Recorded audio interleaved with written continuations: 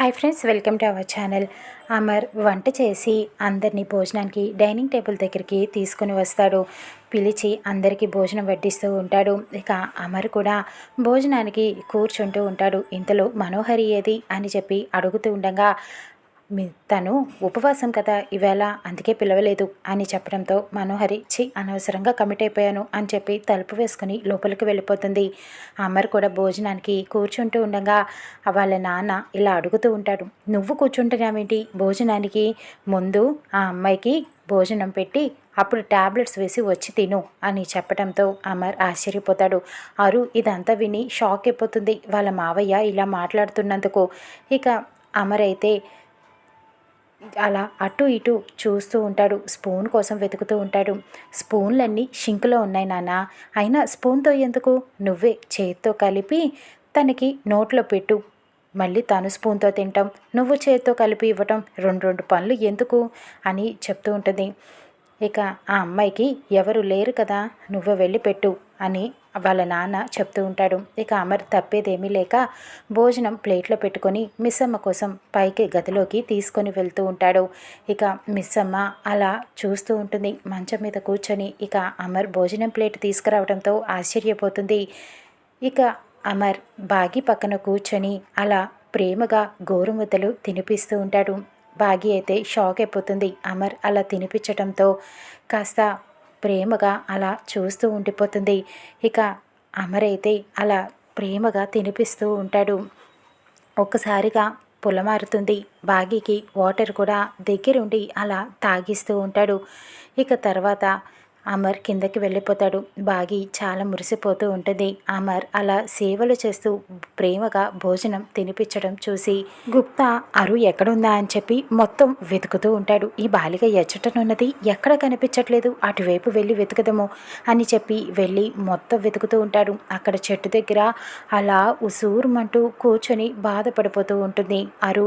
ఇక అప్పుడు గుప్తా అరుని చూసి నవ్వుతూ ఉంటాడు.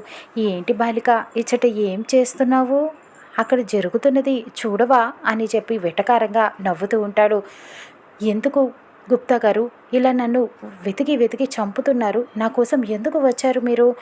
చచ్చిన పాముని ఇంకా అలాగా ఎందుకు చంపుతున్నారు, రాక్షస ఆనందం ఎందుకు పొందుతున్నారు అని చెప్పి అరుస్తూ ఉంటుంది కోపంగా. ఏంటి, నేను రాక్షస ఆనందం పొందుతున్నానా? అక్కడ నీ పతిదేవుడు తన శ్రీమతికి సేవలు చేస్తున్నాడు అని చెప్పి పాట పాడుతూ సమయానికి తగు సేవలు చేయును అని చెప్పి పాట పాడుతూ చెప్తూ ఉంటాడు. అరుకి ఇంకా ఒళ్ళు మండిపోతూ ఉంటుంది. నువ్వు చూడవా అని చెప్పి అడుగుతూ ఉంటాడు. మీరు దయచేసి నన్ను వదిలేయండి, కాస్త 2-3 రోజులు నన్ను తక్కువగా కలవండి, ఇక్కడి నుంచి మీ దారి మీది నా దారి నాది, వెళ్ళండి అని చెప్పి కోపడుతూ అరుస్తూ ఉంటుంది. ఇక అప్పుడు గుప్తా నవ్వుకుంటూ అక్కడి నుంచి వెళ్ళిపోతూ ఉంటాడు. ఇది ఇలా ఉండగా మంగళ అక్కడ బట్టలు ఉతికి ఆరేస్తూ ఉంటుంది. ఏంటో ఎక్కడికో వెళ్ళిపోదాం అనుకున్నాను, కానీ ఇక్కడే ఉండిపోయాను, డబ్బులు మాత్రం చేతికి రావట్లేదు, నా తమ్ముడు చూస్తే జైల్లో ఉన్నాడు, ఆ మనోహరి మాత్రం నా తమ్ముడిని విడిపించదు, డబ్బులు ఇస్తానంటుంది, నాకు ఇవ్వదు అని చెప్పి తిట్టుకుంటూ ఉండగా మనోహరి మంగళకు ఫోన్ చేస్తుంది. ఇలాగా అవసరం వచ్చినప్పుడు మాత్రం ఫోన్ చేసి పనులు చేయించుకుంటుంది, డబ్బులు మాత్రం ఇవ్వదు అని తిట్టుకుంటూ ఉంటుంది. ఇక ఏంటి మనోహరి, బాగున్నావా, ఎలా ఉన్నావు అని చెప్పి అడుగుతూ ఉంటుంది. ఏం చేస్తున్నావు అక్కడ, మా ఇంటికి ఎప్పుడు వస్తున్నావు అని చెప్పి అడుగుతూ ఉంటుంది. ఎందుకు మనోహరి, మీ ఇంట్లో ఏమైనా ఫంక్షనా, ఎవరు చెప్పలేదేంటి మీ ఇంట్లో ఫంక్షన్ అని, ఎందుకు రావటం అని చెప్పి అడుగుతూ ఉంటుంది. ఏంటి వెటకారమా, అక్కడ బాగీకి యాక్సిడెంట్ అయ్యింది, మీరు కనీసం చూడటానికి కూడా రాలేదు అని అడుగుతూ ఉంటుంది. యాక్సిడెంటా, ఎప్పుడైంది అని మంగళ ఆశ్చర్యంగా అడుగుతూ ఉంటుంది. నిన్న యాక్సిడెంట్ అయ్యింది అని చెప్పి జరిగింది మొత్తం చెప్తూ ఉంటుంది. ఇంటికి తీసుకువచ్చారు, నువ్వు అర్జెంటుగా ఆ ముసలాన్ని తీసుకొని ఇంటికి వచ్చి బాగిని ఏం చేస్తావో నాకు తెలీదు, మీ ఇంటికి తీసుకొని వెళ్ళిపో ఎలాగైనా సరే అని చెప్తూ ఉంటుంది. ఇక మంగళ అయితే రామ్మూర్తి దగ్గరికి వెళ్ళి గొడవ చేస్తూ ఉంటుంది. ఏమయ్యో అక్కడ నీ కూతురికి యాక్సిడెంట్ అయ్యిందంట అని చెప్పడంతో, ఉండు ఇప్పుడే బాబుగారికి ఫోన్ చేసి అడుగుతానుండు అని రామ్మూర్తి అనటంతో, ఏంటి ఫోన్ చేసి అడుగుతావా, వెళ్ళి తీసుకొద్దాం పదవయ్యా అని చెప్పి గొడవ చేసి అక్కడ బాగి దగ్గరికి లాక్కొని వెళ్తుంది. ఇక ఇద్దరూ కలిసి రామ్మూర్తి మంగళ బాగి వాళ్ళ ఇంటికి వెళ్తారు. అక్కడ అరు ఆలోచిస్తూ ఉంటుంది. అమర్ ఆఫీస్కి రెడీ అవుతాడు. బాగి అలా మంచం మీద కూర్చొని ఆలోచిస్తూ ఉంటుంది. సీరియస్గా చూస్తూ ఉంటుంది అమర్ వైపు. ఏంటి అని చెప్పి అమర్ అడుగుతూ ఉంటాడు. బాగి ఏమీ మాట్లాడదు. ఫోన్ తీసుకొని హలో కరుణ, ఇలాగా నాకేంటే ఇలా మంచం మీద పడి ఉన్నాను, నా పనులేమో చిన్నాను చేసుకోలేకపోతున్నాను, ఎవరు చేస్తారు, మా మావయ్య ఏమో బర్త్డే చెయ్యాలి అంటున్నారు, వినిపిస్తుందా అని అంటూ ఉంటుంది ఫోన్లో. ఇక అప్పుడు అమర్ అడుగుతూ ఉంటాడు, ఏయ్ నువ్వు నిజంగానే ఫోన్లో మాట్లాడుతున్నావా అని అడుగుతూ ఉంటాడు. లేదు అని బాగి చెప్తూ ఉంటుంది. మరి ఏంటి నీ బాధ అని అడుగుతూ ఉంటాడు అమర్. ఆకలేస్తుంది నాకు అని బాగి చెప్తూ ఉంటుంది. ఆకలేస్తే వెళ్ళి తిను అని చెప్తూ ఉంటాడు.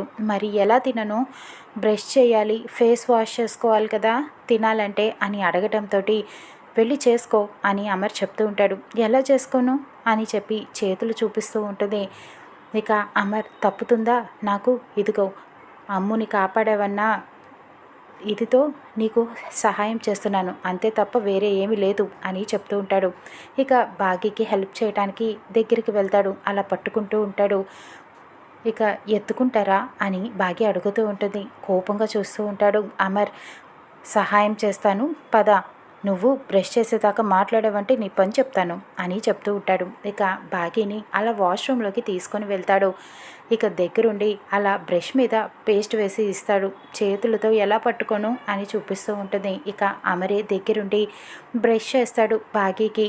తర్వాత ఫేస్ వాష్ చేసి టవల్తో తుడిచి గదిలోకి తీసుకువెళ్ళి అలా మంచం మీద కూర్చోబెడతాడు. చివరిగా ఒక్క హెల్ప్ చేయండి అని అడుగుతూ ఉంటుంది బాగి. ఏంటి అని అడగడంతో స్టిక్కర్ పోయింది, ఒక్కసారి ఇస్తారా అని అడుగుతూ ఉంటుంది. ఇప్పుడు ఈ పరిస్థితిలో స్టిక్కర్ లేకపోయినా పర్వాలేదులే అని అమర్ అంటాడు.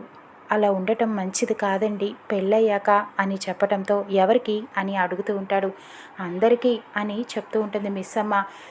ఇక స్టిక్కర్ తీసుకొచ్చి బాగీకి నుదుటిన పెడతాడు. నేను వెళ్ళి టిఫిన్ తీసుకొస్తానని వెళ్తాడు. బాగి మురిసిపోతూ ఉంటుంది. ఇది ఇలా ఉండగా అక్కడ రామ్మూర్తి మంగళ ఇంటికి వస్తారు. గొడవ చేసేస్తూ ఉంటారు. నా కూతుర్ని కాలు కింద పెట్టకుండా చూసుకున్నాను, ఇప్పుడు ఇంత కష్టం వచ్చిందా అని లోపలికి వెళ్తూ ఉండగా అరు ఆశ్చర్యపోతుంది. అయ్యో నా కూతుర్ని కాపాడబోయి ఈయన కూతురికి ఇలా జరిగిందని ఎలా చెప్పను గుప్తా గారు అని అడుగుతూ ఉంటుంది. ఆ మానవుడు పైకి అరుస్తున్నాడే తప్ప ఏమీ లేదు, కళ్ళమ్మట చుక్క నీరు లేదు, లోపల జరిగే నాటకము చూడుము అని చెప్తూ ఉంటాడు. ఇక మనోహరి ఎదురు వస్తుంది. మాట్లాడుతుండగా బాగి తన పనులు తను చేసుకోలేకపోతుంది, ఇక మీ ఇంటికి తీసుకువెళ్తారో ఏం చేస్తారో మీ ఇష్టం అని చెప్పడంతో రామ్మూర్తి బాగి గదిలోకి వెళ్తాడు. ఇటు మనోహరి గదిలోకి మంగళ వెళ్తుంది. గుప్తా అటు మనోహరి ఏం మాట్లాడుతుందో చూడటానికి వెళ్తాడు. అరు బాగి గదిలోకి వెళ్తుంది. ఏం మాట్లాడుతున్నారో చూడటానికి. బాగితో రామ్మూర్తి చెప్తూ ఉంటాడు, నిన్నే తెలిసిందమ్మా నాకు, మీ మావయ్య ఫోన్ చేసి చెప్పారు ఇటువైపు రావద్దని చెప్పి, నిన్ను మీ ఆయన్ని కలపటానికి చూస్తున్నారు అని చెప్పడంతో అవునా అని బాగా ఆశ్చర్యంగా అడుగుతూ ఉంటుంది. మరి తీసుకెళ్ళిపోతావా నాన్న అని అడగడంతో లేదమ్మా, నేను ఎట్టి పరిస్థితులను నిన్ను ఇంట్లో నుంచి తీసుకువెళ్ళను, ఏదో ఒకటి గొడవ చేసి నిన్నిక్కడే ఉంచేస్తాను అని చెప్తూ ఉంటాడు. అక్కడ మంగళతో మనోహరి చెప్తుంది, ఏం చేస్తావో నాకు తెలీదు, బాగిని ఇక్కడి నుంచి నువ్వు తీసుకెళ్ళిపోవాలి, ఇంకెప్పటికీ ఇక్కడికి రాకుండా నువ్వే చేయాలి అని చెప్పడంతో ఇక రామ్మూర్తి మంగళ బాగిని మా ఇంటికి తీసుకువెళ్తామని కింద హాల్లోకి వచ్చి అందరితో చెప్తూ ఉంటారు. ఇక కాదని లేదు ఇక్కడే ఉంటుందని నిర్మల మామగారు ఇద్దరు చెప్తూ ఉంటారు. ఇక అప్పుడు అంజు ఓటింగ్ వేద్దాం, మిస్ అమ్మాయి ఎక్కడ ఉండాలో తేలుద్దాం అని చెప్పడంతో అందరూ ఓట్లు వేస్తూ ఉంటారు. ఇక ఇద్దరు తరపున 5 ఓట్లు వస్తాయి. ఇక అమర్ ఓటు ఒక్కటే మిగిలి ఉంటుంది. రాథోడ్ చెప్తాడు, సార్ ఇక మీ ఓటు ఒక్కటే మిగిలి ఉంది, మీరు మిస్ అమ్మ ఇక్కడ ఉండాలా వెళ్ళాలా అనేది ఓటు వేయండి, అప్పుడు ఏమని తేలుతుందో చూద్దాం అని అనటంతో అందరూ అమర్ ఓటు కోసం వెయిట్ చేస్తూ ఉంటారు. ఇంతకీ మిస్ అమ్మని అమర్ ఇక్కడే ఉండమంటాడా వెళ్ళమంటాడా చూద్దాం.